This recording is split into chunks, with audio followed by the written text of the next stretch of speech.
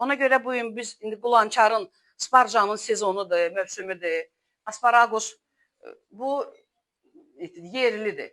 İndi deyəcəksiniz ki, hə, ancaq indi istifadə eləmək. Hə, indi istifadə eləmək çox yaxşıdır. Zaten qışda, payızda da bütün o steyklərin, balıqların yanında bahalı menyularda çox istifadə olunur. Dondurulmuş halda gəlir Azərbaycana. Amma bu bizim hal-hazırda Azərbaycanda bitən asparagusdur, qulançardır.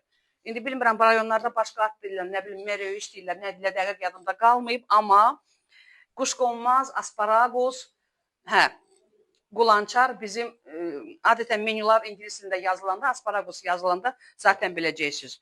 Tərkib hissəsi çox vitaminlərlə zəngindir. Adətən baş tərəfi istifadə olunur. Əgər kövrəkdirsə, yumuşaqdırsa, bu tərəfləri də istifadə oluna bilər və yaxud bu tərəfləri tərəvəz bulyonlarına, rizottalara, çünki bilirsiniz ki, çoxlu bulyon lazım olur, istifadə olunur.